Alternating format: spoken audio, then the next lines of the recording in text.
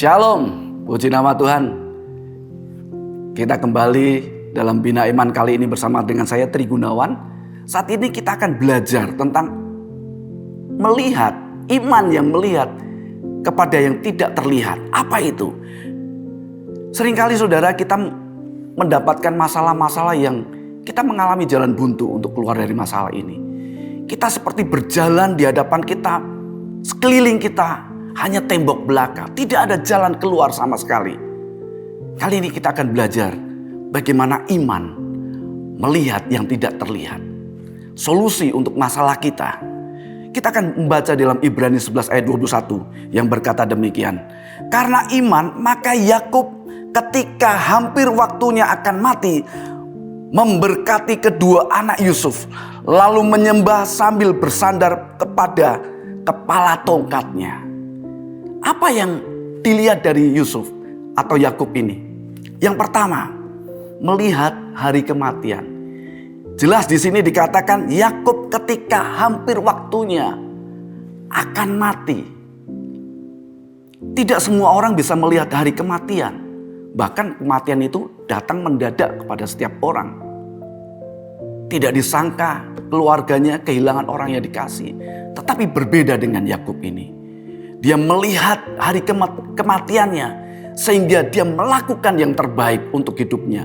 Yang kedua, apa yang dilihat oleh Yakub? Yang kedua adalah melihat masa depan kedua cucunya, khususnya dari Yusuf.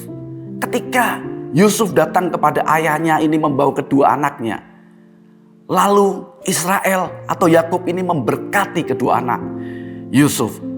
Namun yang dilakukan berbeda. Dia memberkati Efraim sebagai anak sulung.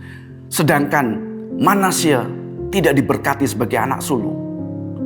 Ketika itu Yusuf menegur ayahnya, "Jangan begitu Bapak." Tetapi Yakub berkata, "Aku tahu anakku, aku tahu." Jadi jelas bahwa Yakub melihat begitu luar biasanya masa depan Efraim ini. Sehingga dia memberkati sebagai anak sulung. Tuhan memperlihatkan itu melalui imannya. Karena iman. Sekali lagi, karena iman. Bagaimana iman itu bisa melihat hal-hal yang tidak terlihat ini?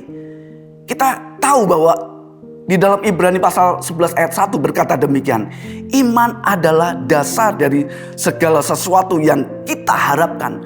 Dan bukti dari segala sesuatu yang tidak kita lihat. Jelas di sini dikatakan bahwa iman menjadi bukti dari apa yang tidak kita lihat. Ketika Yakub memiliki iman ini, maka dia tahu bahwa ini yang terbaik. Dia memberkati Efraim. Lalu bagaimana dengan kita? Apa yang perlu kita lakukan sehingga kita bisa memiliki iman seperti ini? Yang pertama, yang perlu kita lakukan adalah miliki iman. Karena firman Tuhan berkata demikian. Tetapi tanpa iman tidak mungkin orang berkenan kepada Allah. Ketika orang berkenan, maka Allah bekerja di dalamnya. Ketika Allah berkenan, maka Allah melakukan yang terbaik dari iman itu. Yang kedua, apa yang perlu kita lakukan? Kita perlu berdoa. Berdoa meminta, apa Tuhan? Solusi untuk masalahku ini. Sehingga aku bisa mendapatkan jalan keluar.